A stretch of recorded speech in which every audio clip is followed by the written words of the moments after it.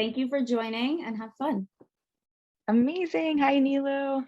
Hi, Rachel. How are you? I'm good. I'm so thrilled to be sitting down with you today.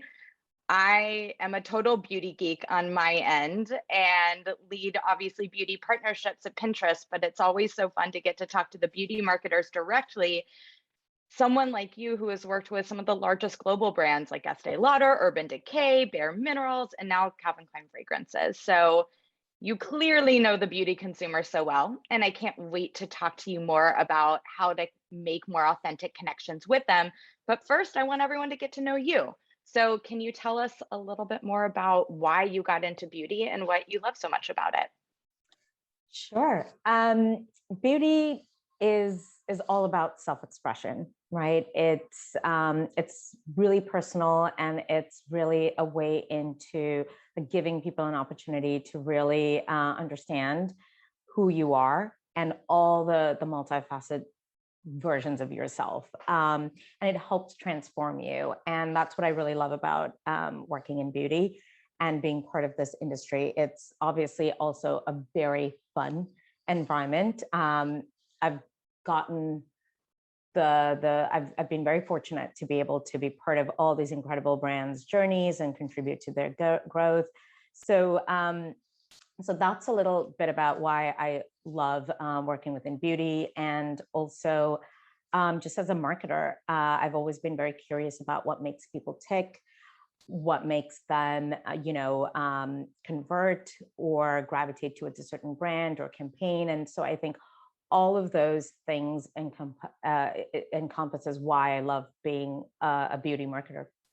Totally. There's such a fun psychology behind understanding consumers and everything that you mentioned. The industry is obviously quickly changing, especially in this past year. And I know how passionate you are about female leadership and representing people of color. Would love for you to talk a little bit about how your leadership style has evolved over the past year and what you've learned. Yeah, sure. So I think just to take a step back, as I've gone on this journey, because your career is not a straight path. It's really a journey, and I really had to have a big like a change in my approach and shift in mindset from going from sort of a individual contributor to understanding what it's like to lead a group of people and a team.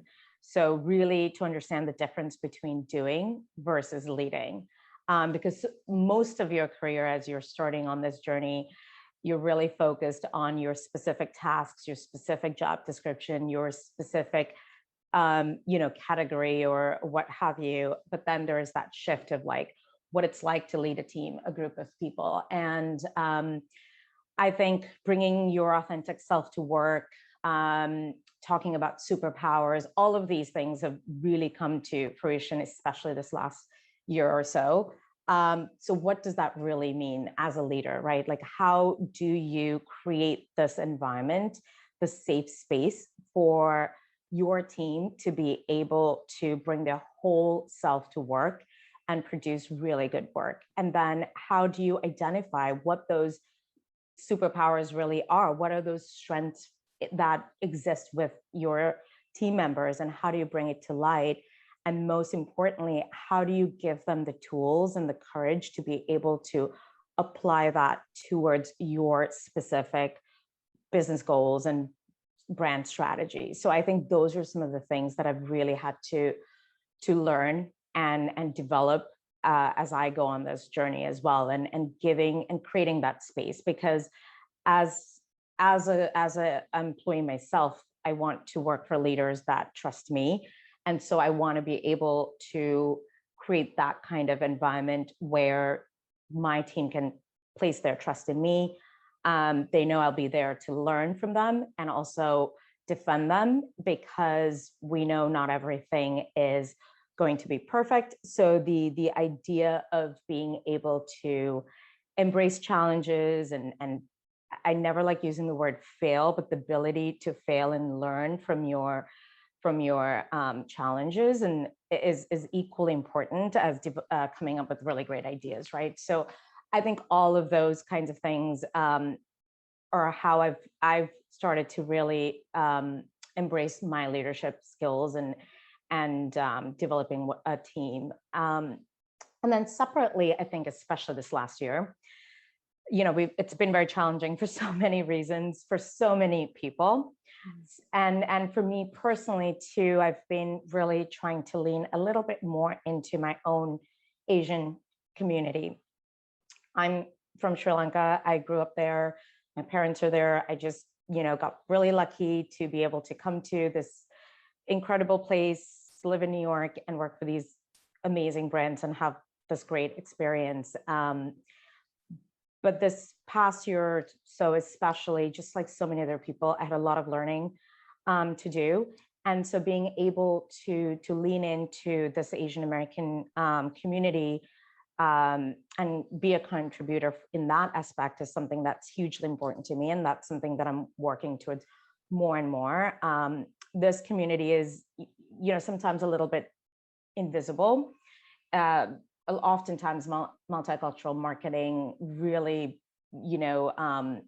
looks at some of the larger segments, right? The more visible segments. And the Asian American segment is hugely diverse. I mean, I'm from the Indian subcontinent, so different from so many other parts of Asia. And so it's been really important for me to be able to contribute to connect with my community and contribute to my community and advocate for them, and then also stand in solidarity with all the other communities that are suffering during this time and have gone through so much systematic oppression and challenges throughout their entire career journeys as well.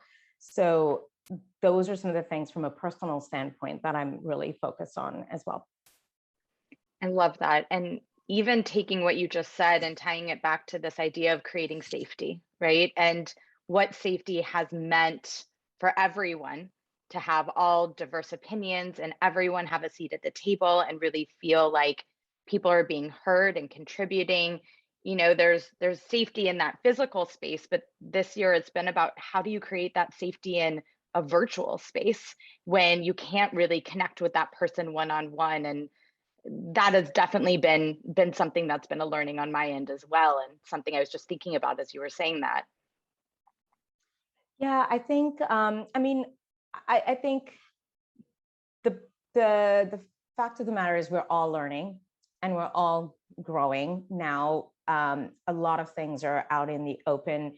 So even for myself, it's about educating my organization and my group of team leaders. Like, how do you create this space? What does it feel like to be a person of color, or what is it like to even have diversity of thought? And because diversity can come from so many different areas, right? And so I think being able to create those kinds of moments within your organization and contribute to that culture, I think we all, especially now, have that opportunity, which historically we probably haven't had as leaders, as marketers, as employees, right? So I think we're in this unique place. It might have taken us a little bit longer to get here, but we're all Sure. in this unique time to be able to make that impact,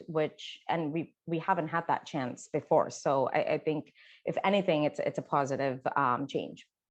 Totally. And the opportunity is here, and not only is the opportunity here, but you're leaning into that opportunity. You're taking a leadership role in that opportunity, and that is so important. So I'm so glad your voice is being heard. So obviously in this virtual world, things are starting to get a little bit stale, if you will. Would love to know just something that has inspired you recently, just like randomly anything in your life that has been inspiring and has allowed you just to kind of lift your spirits day to day. Yeah, I think, it's true. There's been a lot of sort of not the most positive news when you look at the headlines and all that. So I will say working in this industry has been great. Like, beauty is really fun. You get to play with color, you get to play with scent, you get to go on this journey and with, with your team members. And so that's been a really kind of fun place to be. And this time actually has been a time where we've gotten to be able to test and learn because we've Totally. had to adapt so quickly. So that has been personally very fulfilling and challenging from a professional and personal standpoint. And then I think just, my just staying grounded with my close friends, family, just being able to really cherish this time at home. I know it sounds weird, but, I've taken up cooking. I've taken up like a lot of different hobbies that I never thought that, I would have the time to do that. And so just being able to do that has been really grete. You're So I getting think, new skills. yeah, exactly. And, I live in Brooklyn, and there are parts of Brooklyn that I have never really explored as much. So being able to like take a walk and like explore, I think just doing some of those simple things has been really good to just, stay grounded. And yeah, it's been positive. I love that so much. Well, let's talk beauty.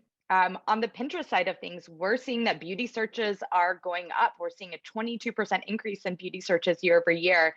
And the category's very much been on the rebound as we hopefully start to come out of this pandemic. What are some trends that are sticking out to you recently?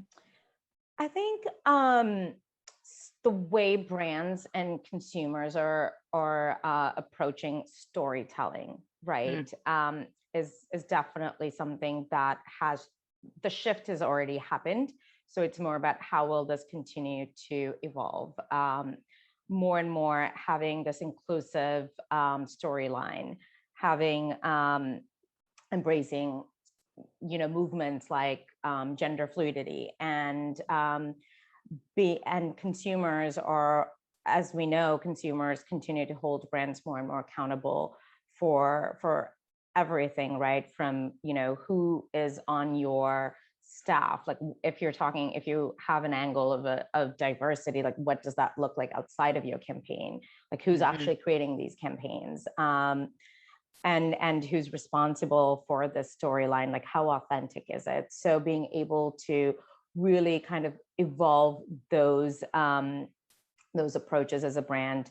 The consumer is more eco-conscious than ever right now. So being able to hone in on those sort of practices. I mean, Coty, as a company that is responsible for creating so many fragrances for incredible brands like Calvin Klein, and also has this really incredible consumer beauty practice, like with CoverGirl and Rimmel and all these really big brands in our portfolio. We're definitely leading the way in terms of also being able to be ownable from a sustainability standpoint. Like we're looking at how do we give back to the communities where our ingredients are coming from? What is that sustainable ingredient sourcing practices, and how are we going to make it better from a packaging standpoint, but less plastic, leveraging recyclable materials, things like that. And all of these changes are things that even from a Calvin Klein brand perspective that we've been able to implement within the last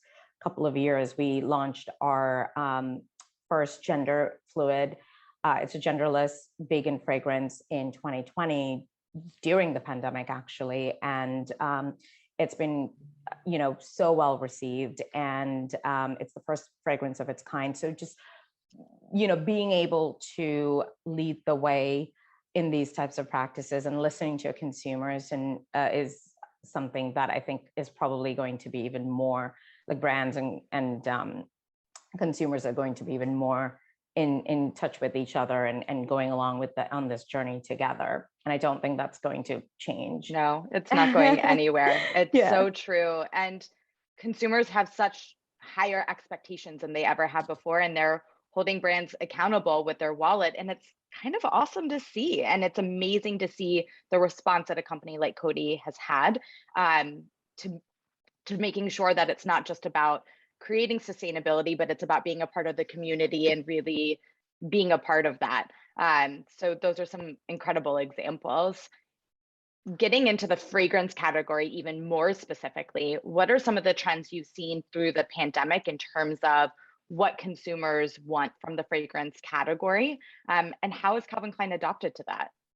Sure. The fragrance category is smaller, obviously, than so many others, right? But even so, we're seeing the way campaigns are coming to life.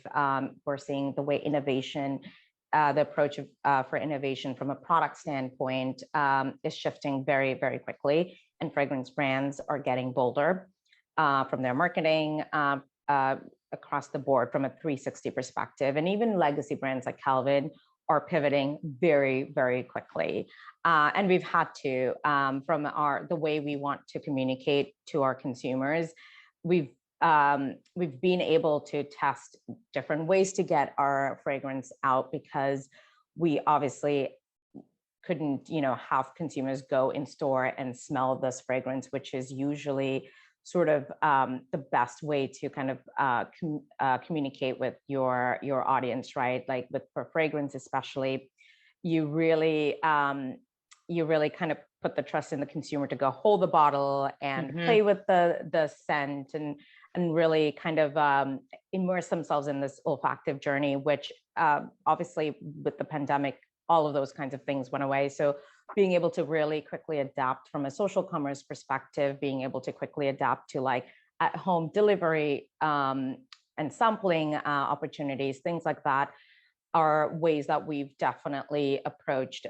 marketing. But then also, fragrance is extremely personal, right? You really wear it for yourself, and you have this connection with the scent story, and it kind of takes you on this journey, and it really makes you feel something. And I think being able to still have that communication, so being able to develop assets and content that really showcase how all of this is made, where your ingredients are coming from, like evoking that sense of smell through from a virtual perspective through your computer has been, really, as marketers, we've really had to push the boundaries on like, how do we approach content differently? How do we create these like really immersive experiences virtually with our consumers? And then also, I think, we're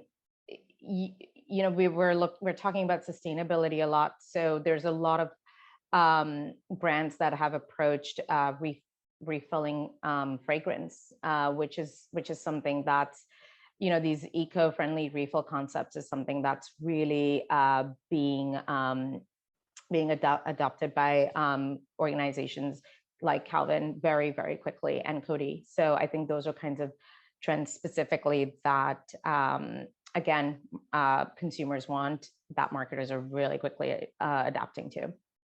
It's so interesting, right? Because when you're talking about fragrance being something that's so personal, I almost think of it as a form of self-care, right? Like this is a way that like I'm going to feel good when the world is crazy around me and I still need this in my life. And then with retail stores shutting down, it's like, how do we get that product in people's hands and make sure that they're still being able to have that experience? And you name so many different ways that consumers that you did that. I'm wondering, like, what do you think of that's going to stick? What do you think is going to be the new normal moving forward? Yeah, I think we're already here, right? I think we were sort of post-pandemic, but not really. So I think we're in the new normal. I think all those social commerce, like live selling practices that brands and marketers and consumers have quickly shifted and adapted to implementing during this year and a half are clearly not going away. If anything, they're going to be scaled up more and more. And there will be that connection from in-store to that virtual digital world that much more. So I think there was always sort of AR experiences, for example, pre-pandemic, but now we've scaled and gotten those to a level where it's going to be even more personalized, right? Like we're able to analyze bone structure and different ways of like your skin, and and how your skin comes together for like very personalized,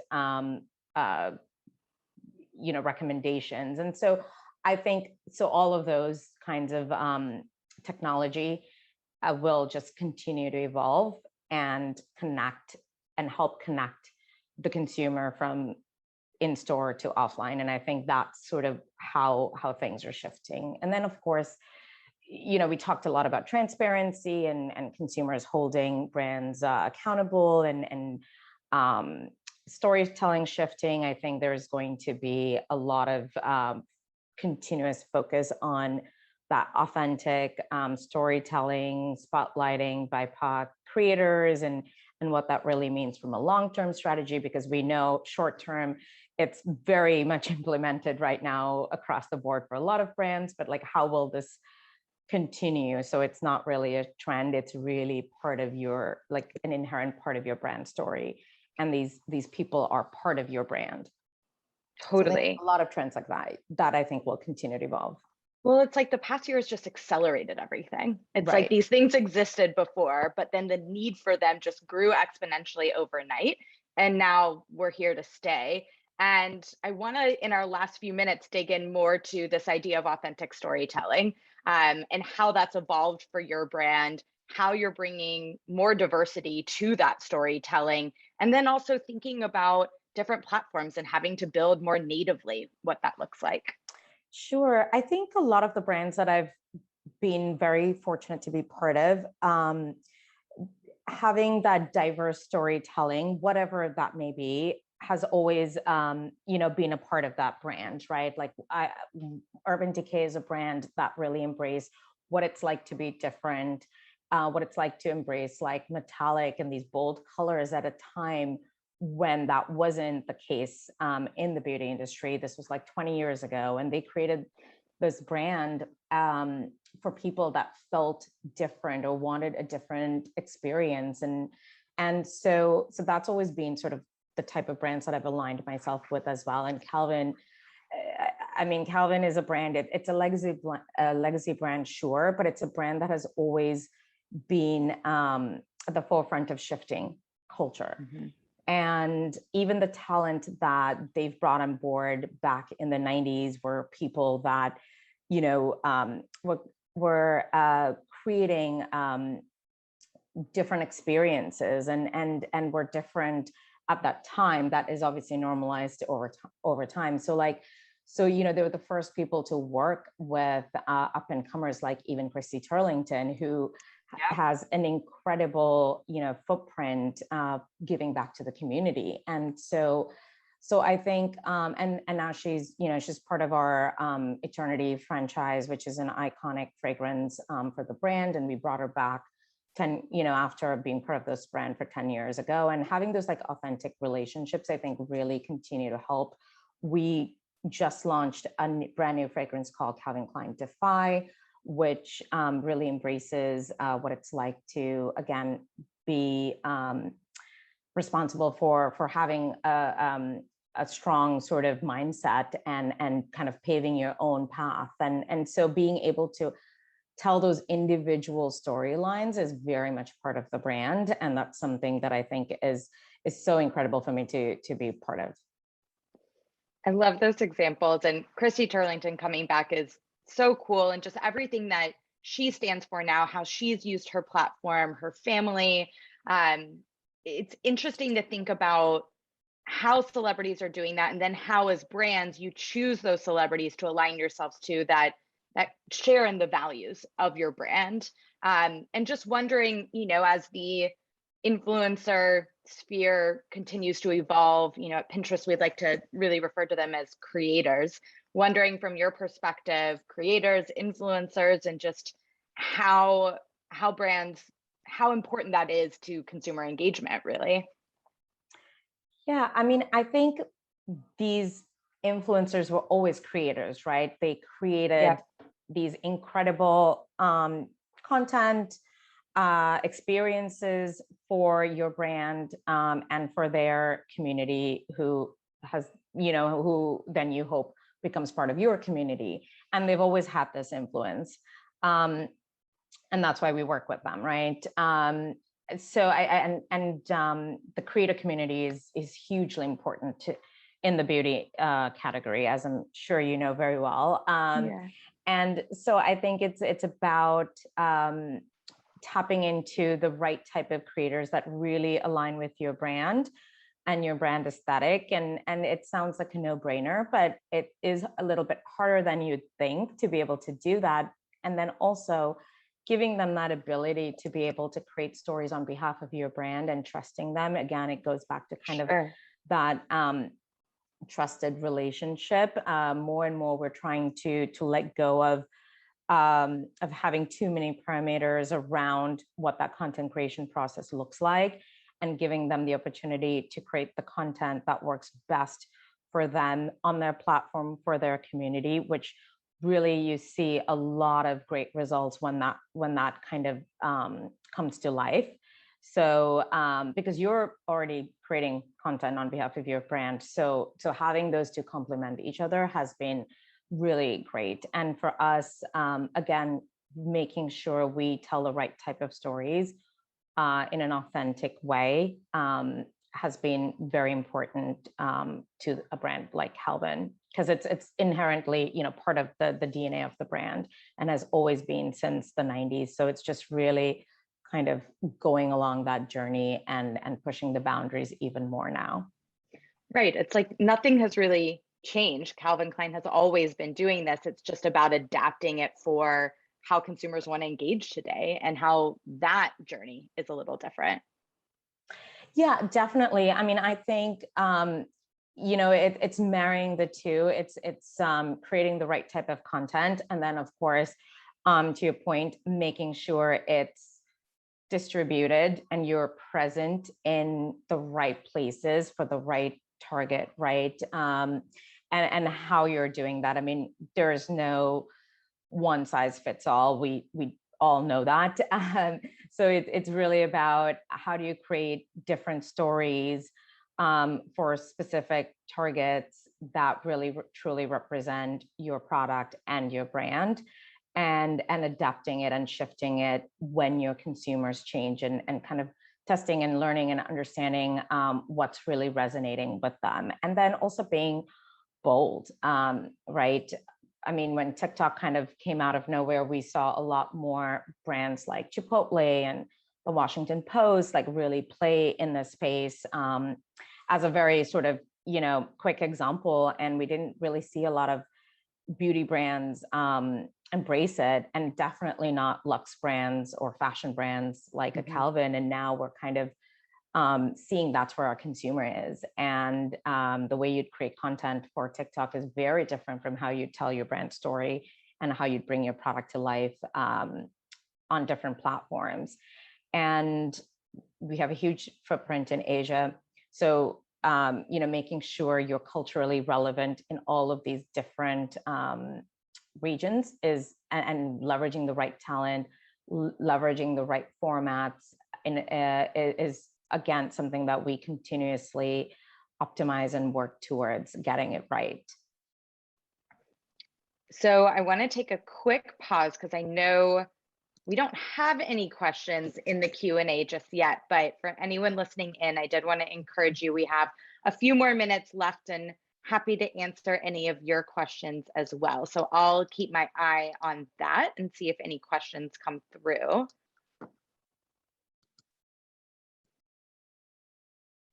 We just got one. All right, Nilu, did you have any professional mentorship early on in your career?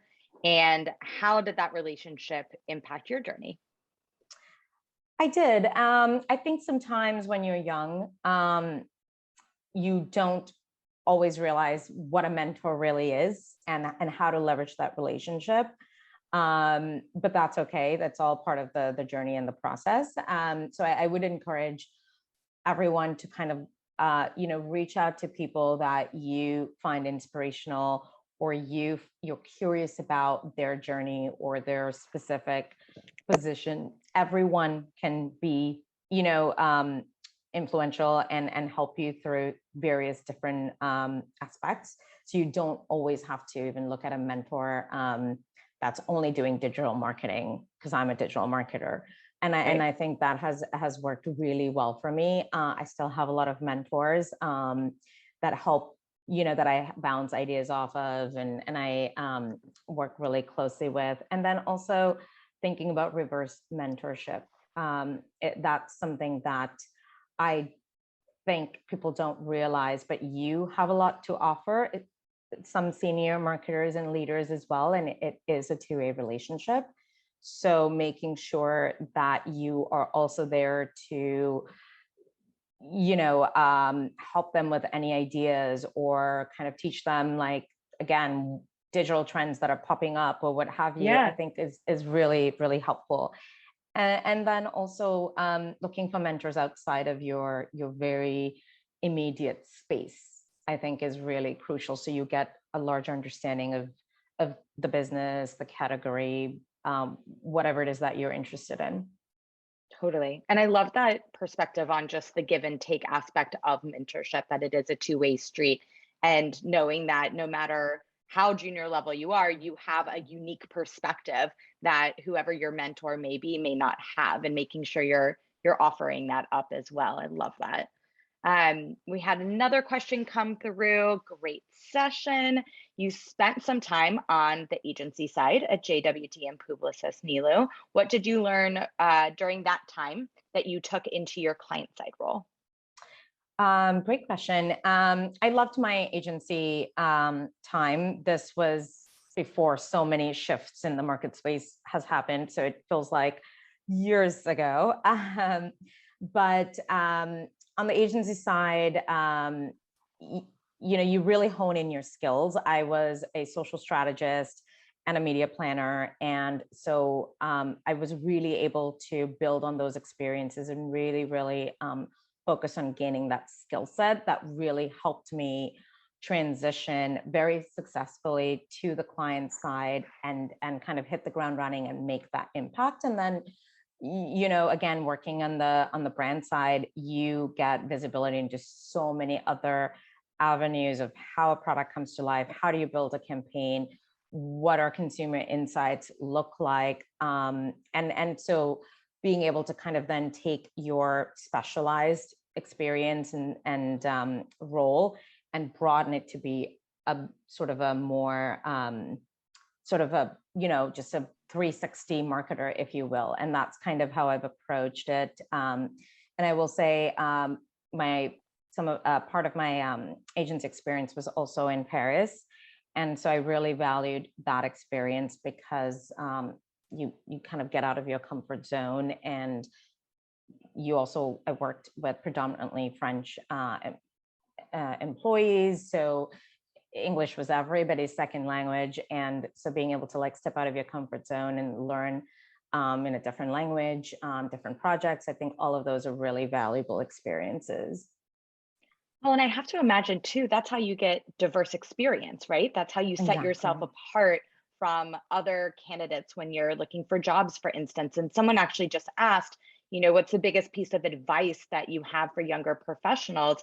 And I was just even thinking that that's probably part of it, is like, how can you show how you're different? How can you get diversified experience and bring a unique perspective to the table? And just wonder if you have any thoughts there to round us out in our last minute.